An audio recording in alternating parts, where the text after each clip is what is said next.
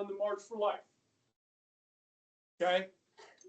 Missed 3 days of school. I'm not stopping teaching. So Mrs. Kobler got this thing. She showed us, you know, this is like ancient technology, Bluetooth. And I said, well, I could use that to record my lectures, and the kids can watch my lectures on the bus on the way to DC and back. So I did that. You guys can watch them together. Okay? And so when COVID hit, I already knew how to do this. So I set up a YouTube channel, and I have over 800 lectures on there over the last 8 years or so. 114 last I checked. That's right. That's right. What's up? Yeah, that's what I heard. Figure it out. What's the class called? This would be Political Science 100, POLS 100. Okay, so what did we get through? What we didn't get through? What we got? Gender transition. We finished Medicare. Finished Medicare. Okay, 16. Guys, this one's pretty easy. Many of you probably already have a thing, but let me just throw this out here, okay? You know, 15 years ago, a lot of this is, I mean, this is really blown up over the last 15 years, okay, this transgender stuff. When people were confused about their gender, there's a medical term for this called gender dysphoria. Yes? You heard of this? Okay, now, what used to happen, okay, so you would be on here pretty. That's right. Okay. Now, what used to happen, guys, is people would wait and figure out, you know, over time, maybe I'm just gay, or maybe I was just confused as a young person. Okay? What is fueling this massive rise in students identifying as a different gender? What is fueling this? Is it something that's been suppressed by society that now it's acceptable, so more people are coming out of the closet, if you will, okay, because it's more acceptable? Has there always been this many transgender people, or is something going on? And I'm suspicious that it's the latter, and I think it's attached to our lifestyle, and that is these and social media, social isolation of individuals. This is the whole reason we have the community system, guys. So that kids have to talk to each other. They have to make friends. They have to interact. You don't have to make friends, but you have to interact. Okay? And I have personal experience with this. And I don't think he'd mind me talking about it, but when my son went to school here, when he was a junior, we didn't go to Catholic, my kids didn't go to Catholic schools. So the only people that my son knew when he came here were guys that were a grade older that played baseball, because he played up a year and he knew like 6 guys that played baseball in the summer with. And then he went out for soccer as a freshman, so that's a fall sport. So he met a few guys on the freshman soccer team, C-team soccer. He was a C-team guy. And so he had somebody to eat lunch with. But as time went on, and you guys know, there are people in your class that party. There are people in the junior class that party, and sophomore class, and so forth. Well, my son, because I taught here, I was the baseball coach, he didn't want to go out on the weekends because he knew what was going on. And so he didn't really have any friends. He just stayed at home on the weekends. He'd get on Snap and get on Instagram and see everybody else going out and having a good time. He felt socially isolated, anxiety. He lost weight. He was unhealthy. He was depressed. Now, thank goodness Kinsley came along. Okay, met my current events class that year, and they started dating, and he's been better ever since. Okay, but I think when people are struggling and have social isolation, I fear this is what's happening, is that people that don't quite fit in find somewhere to fit in online. And then they're encouraged, because they feel comfortable here, to come out or do these things. Okay. Am I onto something here at all, do you think? I don't know. That's my suspicion. Because, guys, this is growing rapidly. Okay, you may not see it. Now, how many of you guys know somebody that is transgender? Okay. When I go to Sam's out east, there's a lady that checks out people. Get it right. Yes, she would want to be called a lady. Okay. But you can tell that she wasn't born that way, right? So everybody knows who Caitlyn Jenner is, right? Caitlyn Jenner was Bruce Jenner, won a gold medal in the decathlon in 1976, okay? And then as an adult, after he had 3 kids, decided to change and be a woman, okay? Now, I don't know how you guys think. This is how I think. I say that an adult can do whatever the heck they want. It's none of my freaking business, okay? If Bruce wants to be Caitlyn, he's free to be Caitlyn, okay? But Caitlyn has spoken out on this, about teenagers doing this. And he's against it. As a transgender woman herself, he is opposed to this because, well, first of all, he would have never had the 3 children, and you guys wouldn't have the Kardashians. Okay? But how old do you have to be to get a tattoo? Okay. We're going to let 12, 14, 16-year-olds make these life-altering decisions at this age. Some states are passing laws against it. Some states are passing laws to protect it. Okay? Puberty blockers. So girls, you started puberty like 12, 13 years old, something like that. Guys start a couple years after that. So if you really want to transition and do a good transition with puberty blockers and hormones, you need to start before puberty kicks in. If you really want to like get the full effect of those hormones. But that's 12, 13 years old. I got 16 on here. Okay. There's an industry here that makes a lot of money doing these surgeries. It's hard to reverse some of this stuff, guys. And we don't understand the long-term impacts of these puberty blockers and hormone treatments. So, do you think we should have laws that protect kids from these surgeries that say, no, you have to wait until you're 18? Do you guys know the brain doesn't fully form until you're 25? You allow teenagers to make these life-altering decisions with, what some would call gender mutilation, removing the breasts, removing other body parts as a teenager. What happens if you hit 21 and you realize, I shouldn't, I want to go back to what I was born? You may not be able to reverse that. Okay? We do understand, we're starting to understand that this does cause infertility in both male and female bodies. Some of these hormone blockers and puberty, or hormones and puberty blockers. We don't have long-term studies on it. Okay? There haven't been enough. We don't know.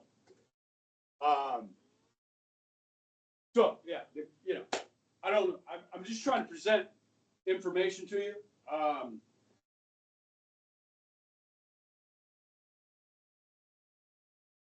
So, guys, I'm going to talk about gay marriage in a little bit. But so the Republican Party used to be, for just marriage between one man and one woman. Okay, if you ask the average Republican today, a lot of them will tell you, well, I don't care. If 2 dudes want to get married or 2 girls want to get married, I don't care. It's none of my business.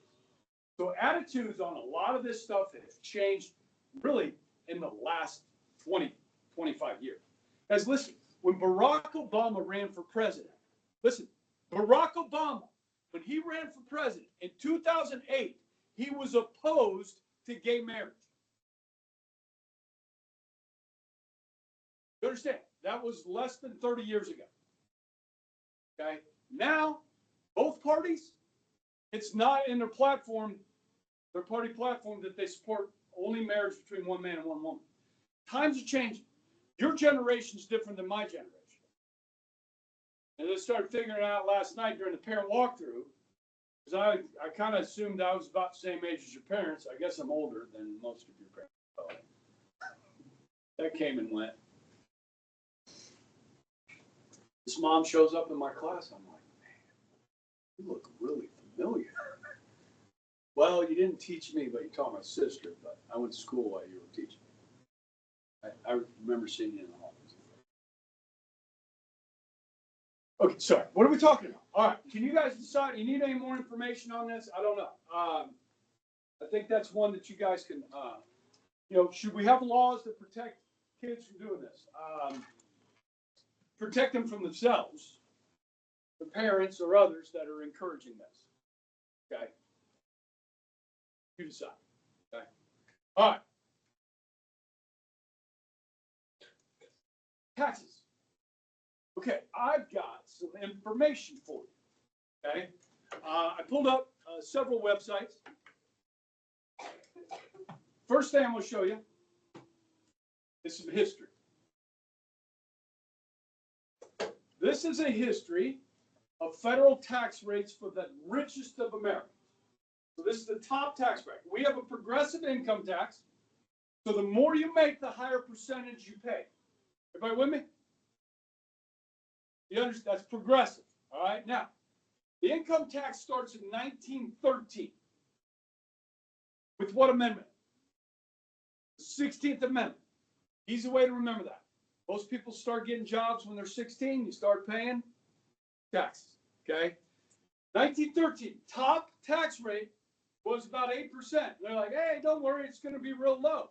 Yeah. By 1917, when the war starts, it's almost 80% for the rich. Okay. Then after war comes back down for a little while, Republicans come in. What do? Cut taxes. Goes down to 25%. Then the Great Depression starts. Boom, up. Great Depression. World War II. 1944. Top tax rate. 94%. Okay, so if you made $200,000 in 1944, which is the equivalent today of $2.5 million,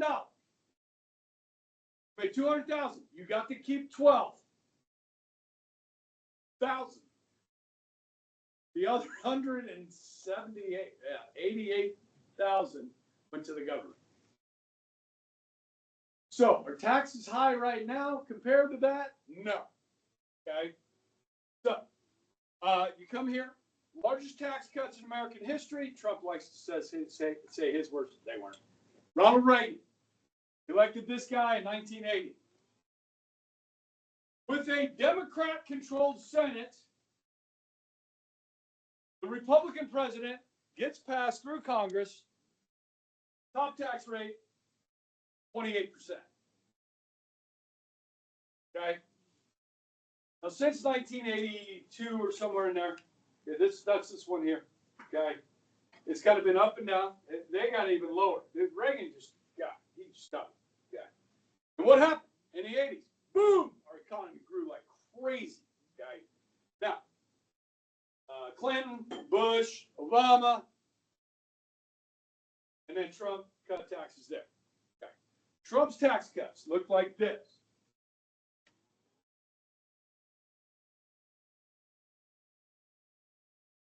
So, this is the 2024 tax brackets. Okay. This is you. You guys are all single. Yeah. I think. So, yeah. Now, this is you. Now, if anybody made more than 11.6, good on you. Okay. Now, this is your tax rate. 10%, 12%. The more you make, the higher percentage. Okay. The top tax rate is 37%. When Trump took office in 2016, this number was 39.6. So the rich got a tax cut. These people got a tax cut. These people got a tax cut. All of them. All of these taxes went down under Trump. Those are set to expire in 2025. So depending on who you elect, these will stay the same or go up. Okay? The other tax that Trump cut was this one, the corporate income tax. But this one, guys, is set to expire as well. 28% income tax on corporations, and that was the law, were among the highest in the world. Why did Trump cut corporations? Because they fund his campaigns, and he just wants to help rich people. Is that why he cut corporate income taxes? The idea is, guys, is that if you cut this by 7%, corporations will have 7% more money. What will they do with that money? Well, some of them may choose to keep their manufacturing in the United States instead of sending it to China, to Indonesia, Guatemala, Mexico. Try and keep more corporations here. As the United States became an economic superpower in the 19th century because we made almost everything that we used.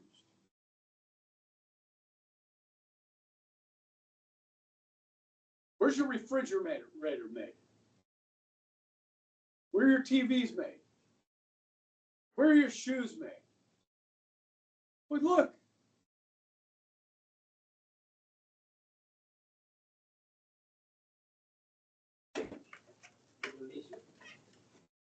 Look. China.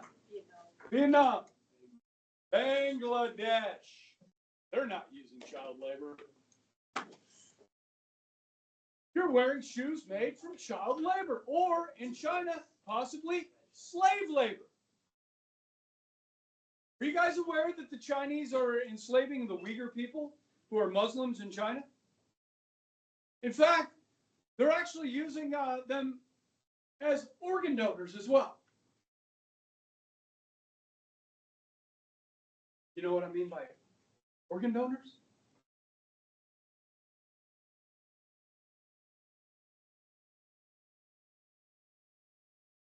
But we have free trade with China. We don't punish them anymore for their human rights abuses. Okay. Thing that makes this run is what? Semiconductor computer chip, right? And this thing? Where are the best semiconductor computer chips made in the world? Taiwan, not China. Okay? Guys, we found out. That meme, find out, mess around and find out. You know that one? Okay, so we found out during COVID that a lot of the things we use because the lockdowns we couldn't get because they were made overseas. How many guys have taken ibuprofen in the last month? Mass majority of ibuprofen on this planet is manufactured where? In China. Now, I'm not going to call them an enemy, but they're certainly an adversary. And if you're relying on your adversary for your national security, because we don't have access to these semiconductors, we're in trouble. As we found out, because you can build the car, you can build the truck, but if you can't put that chip in that truck, it don't work. So we built them without chips. We had to wait for the chips. Why are we not building those in the United States? Well, thank goodness we're starting to freaking do it. Okay? Because we found out. We need to keep finding out, people. The more we can make here, the better off we are national security-wise. The more jobs we have. more growth we have. And economic growth, guys, solves a lot of our problems. If you marked, yes, I want Medicare for all, you're going to need more money. Now, there's two different theories on taxes. You have what's called supply side, which is this. If I make $100,000 and you cut my tax and I get to keep $5,000 more of my tax, what am I going to do with my $5,000? That is my money. I get to keep it. What am I going to do with it? I could spend it, I could invest it, or I could save it. Or any of those back. If I spend it, somebody's either going to be providing a service or a good for me. Yes? That helps their livelihood. That creates economic growth. Okay? So if you cut the rich taxes, and now somebody's like, dude, after Reagan's tax cuts, I'm like, dude, I think I can actually afford a private jet. So I'm going to buy one. Anybody have family who work out of Cessna? Okay. If there are no rich people, your family don't have jobs there. They ain't buying those planes. I mean, even a freaking little, single engine job, they're expensive. Yes? The private jets, that's where the money is. Okay? If you don't have rich people, you don't make private jets. You don't have a job. So that's the supply side. That when people invest, now if you invest that money, you're investing generally in American business, which creates economic growth. Now, if you have economic growth, this is what happens. When the economy's growing, more people have jobs, yes? So right off the bat, more people are paying taxes. Yes? Now, if wages go up, consequently, which they did under Trump for the first time in a long time. Guys, wages had been stagnant in this country. They started going up for the first time in a long time, going into 2019. They were rising faster than they had in decades. More people making more money means more people are paying more in taxes. Yes? So even though you cut taxes, revenue went up. Same thing when Reagan did his. Revenue to the government went in because there were so many people paying taxes. The other thought is, okay, well, listen, these wealthy people, they have more than enough. Especially these here. They need to pay more. We need to use that money to help those people that are up here. So we take it from them, give it to them through government programs. Guys, when it's all said and done on this thing, when you talk about financial,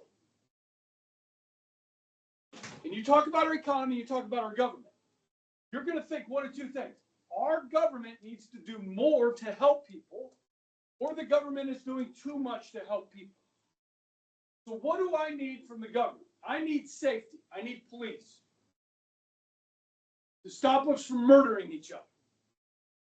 We need safety. We need fire departments. In case there's a fire, have somebody to help us put that out. I need a military to defend us from foreign adversaries. I need roads for commerce and ease of living, not something we can easily do on our own, build roads, so we do it through the government. I need schools to educate the population so that people live in a civil society. What else do you need from government? Do you need your health care? In France, if you can't afford a refrigerator, they will get you a refrigerator. Do you need that? What do you need from your government? And that's where you're going to fall on this guy. Okay? If you want more from your government, you're going to need more money. And in Europe, they pay much higher taxes than we do. Historically, you guys can see from this, taxes are relatively low. They're not Mexico low, but they're relatively low. They're going back up a little bit unless these tax cuts are extended. Okay? Now, let me show you one more. Those greedy rich people, that top 1%, in 2021, the top 1% of taxpayers paid more than $1 trillion. In 2021, top 1% paid 45.8% of all the income taxes in this country.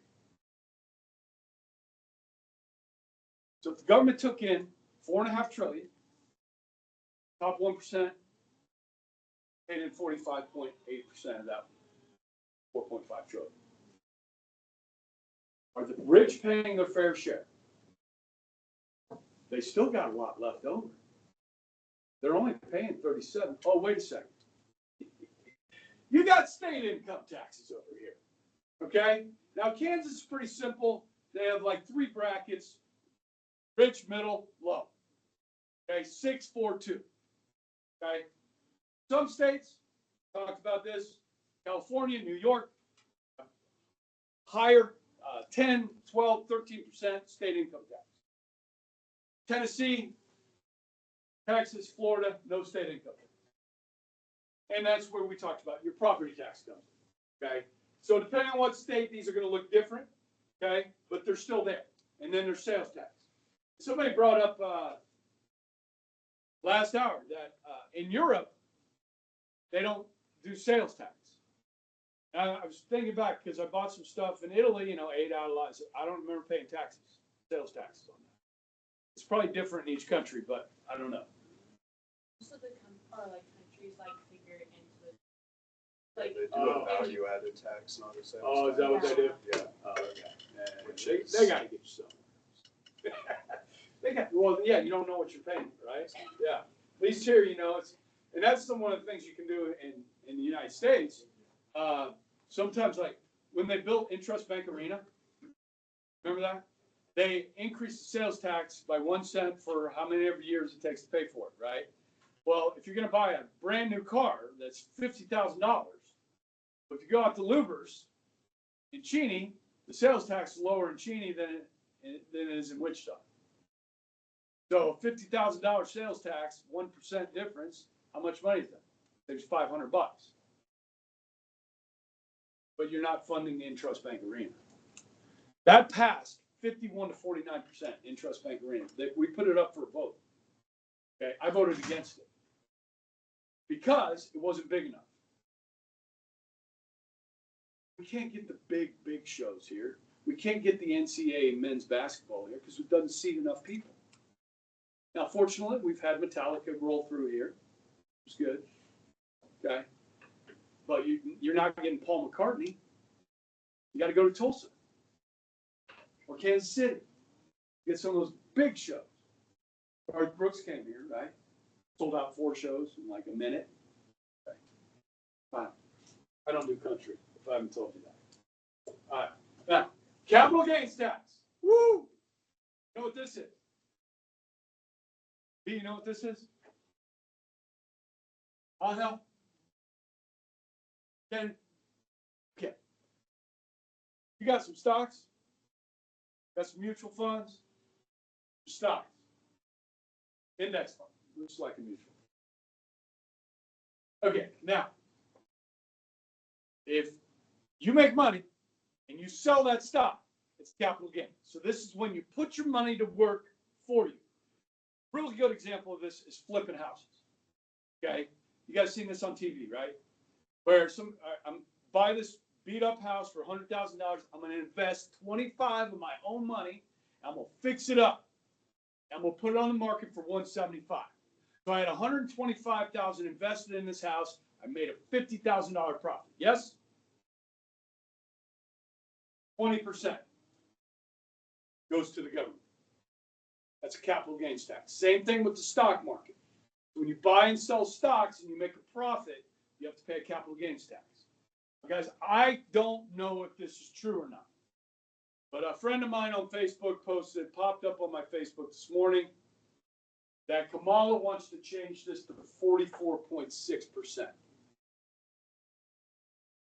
Now, I don't know if that's true or not. She's supposed to do an interview, I think today.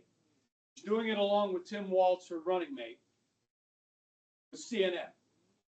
Okay. I got a list of about 30 questions that I want to know what her plan is on. Okay. We'll see how many of those questions CNN asks. Are you for Medicare for all still, with no private health insurance? That question needs to be asked. We need to, don't you think we should know if she wants to do that or not? Not that it's going to make it through Congress, because I don't think it would. But it tells you what she wants to do. If the Democrats win control of both houses, they get rid of the filibuster in the Senate, and some of you don't know what that means yet, or they pack the Supreme Court, Democratic justices, they can do whatever the hell they want. Okay? So we should know, I think, before we vote. I think most people would agree with that. I'm not trying to be partisan here. Okay? All right. So, capital gains. And then one that we could talk about is the estate tax, or the inheritance tax, or what some people refer to as the death tax. So they tax you your whole life, and then you die, and they tax you one more time. Actually, they're going to tax your kids. Okay? If you leave an inheritance. Now, fact is on this, guys, it's got to be, I think it starts at like $2.6 million, the assets. So if you're a farmer and you own a lot of land, okay, or you own 2 houses and you have, some nice 401ks or some nice Roth investments, index funds, whatever, IRAs, and you pass those on your kids, and all those assets accrue to more than 2.6 million, you could get hit with a 50% tax. This is why rich people understand you got to hire a lawyer and you got to do some estate planning. Okay, and you're going to put that stuff. No, third out. Third and fourth, Tracy. Pay attention. It was a long day yesterday.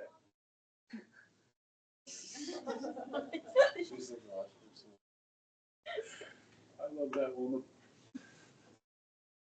Okay. I'm talking about unions next hour. She always likes to come over when I'm talking about unions, okay?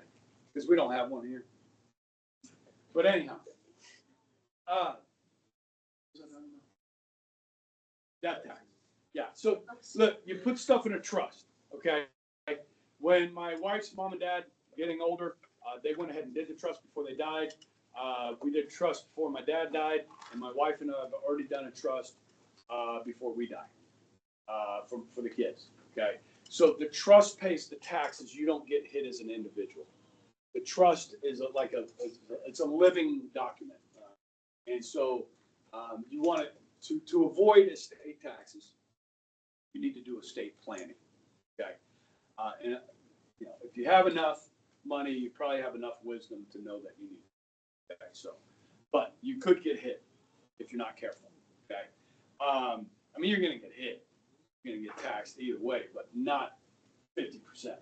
Okay. All right, so we talked a lot about taxes. The average American pays roughly 40% of everything they make in taxes. Wealthy pay over 50% what they made when you throw everything in. Okay, so is that good? We good right there? Or I'm just going to propose it like this. Should we let the Trump tax cuts expire? Say no. You want this to go back to 28, and you want to go after those greedy corporations and make them pay more? Those rich people make them pay more? And I want you to say no on this. You want to keep taxes where they are, because they're going to expire and go up. Say yes. You want to keep them where they are, which would be kind of cutting them. Say yes. Okay. All right. Against hate crime legislation. You guys have a nice 4-day weekend. Okay. Listen. Next Friday we play Northwest in football. And if history is any indication, some of their students are going to come over here in the middle of the night, next Thursday night, and put a Northwest t-shirt on Jesus, the front entrance of the school. Okay? They might even toilet paper some of our trees. Now let's just say some of them take it too far and they get some spray paint out and they spray paint on our school, Bishop Carroll stinks. What's the crime? Vandalism, trespassing. You might even be able to kick it up to a destruction of property. Okay? All right, I'm going to change what the student writes on the wall. School. Catholics suck. Instead of Bishop Carroll stinks. What's the crime? Vandalism, trespassing, destruction of property, possibly. Or, since this was directed at a religious group, out of hate for a religious group, this could be extended as a federal crime, a civil rights violation, and could carry a much bigger sentence than a trespassing for vandalism. These laws really started in the 1990s, and they started with a guy named Matthew Shepard, who was a gay man that lived in Wyoming. Guys, this is not 2024. This is the 1990s. Okay? We've changed a lot. Now, Matthew Shepard went into a bar in Wyoming. He's a gay man, and there were these two rednecks in there. I'm just going to call them rednecks. They had a pickup truck outside. They start talking to Matthew Shepard, kind of playing along with him. They get him to go with them in the truck. They take him out to a remote area of Wyoming, and they beat him up, and they leave him dead, hanging over a tree or over a fence. Left him out there, and he died. This made national news, guys. ABC, CBS, NBC, CNN, everybody's talking about it. All newspapers, Matthew Shepard this, Matthew Shepard that. So states start passing laws that increase the penalty for crimes committed against people because of their sexual orientation, their religion, their race, their ethnicity, and so forth. About 10 years go by, and a lot of states pass this, and so does the U.S. government. A journalist who happens to be gay, which in this case gives this journalist some credibility. He starts digging into the Matthew Shepard case. He ends up writing a book about it. And what he found out in investigating his murder, that Matthew Shepard was gay, yes, but he was also dealing meth. And chances are the two rednecks in the pickup truck probably killed him because of a drug deal gone wrong. Not because he was gay. Now, did the media, ABC, CBS, NBC, cover that near as much as they covered the first story? No. So most people never heard. That's what really happened. Okay. Like I said, this journalist that wrote this book has some credibility. I mean, being gay himself. Now, what does this look like? Does this protect? Now, how many guys knew we had these laws on the book before you walked in here today? Okay, see, here's the thing about people that commit hate crimes. Most people that commit hateful crimes against people because of their race, their religion, their gender, this sort of stuff, they're ignorant. Would you agree with me? Okay, so most ignorant people don't even know these laws exist. So do they stop these crimes from taking place? Now, you can certainly punish somebody more, okay? But then you're going to get into some gray areas at some point. Now, I have an African-American kid in my first hour, okay? His name's Cannon. Any of you guys know Cannon? If you don't know him, you'll like him if you meet him, okay? Nice kid. And he's been a really good sport because, we're talking about, we talked about affirmative action. Angel's a good sport. Listen, so we talked, I just used Ken as an example. Okay. So Ken and I say we're both, 18. We're out in the parking lot. He's black, I'm white. And he starts talking smack. Starts talking about my mother. Now, that's one thing you don't do. You don't talk about my mother. Okay? So I get in a fight. Me and Ken get in a fight. I'm hitting this dude. Okay? He's fighting back. There's a big crowd gathering around. Now, have any of you guys ever been in a fight? Like you are in a fight and there's people watching. I have. And I got to tell you guys, the adrenaline is crazy. You know what I mean? Like the hair is standing up on your body. Like it's crazy. And I have no idea what's coming out of my mouth. So in the commission of this fight with Cannon, I dropped the N-word 3 or 4 times. And I end up breaking Cannon's nose. Cops get called. In the crowd, they all heard it. They all heard it. He called him that. He called him that 3 times. I heard it. Is this a hate crime? I broke Cannon's nose because he's black, and I don't like black people. That's what the cops think. That's what the media thinks. That's what the media is going to report. But in reality, I broke his nose because he was talking about my mother. It had nothing to do with race. So you get into some gray areas here. Now, if a group of black men beat me up, and they beat me up because I'm white, do I have protections there? The answer is yes, I do. So this does protect everybody from hate crimes. Do these work? Do they divide us to say that we need these? Guys, the number one victim of hate crimes in this country, and it's not even close, is Jewish people. Not gays, not transgenders, not Muslims, Jews. Look at FBI crime statistics. Okay? Not yet.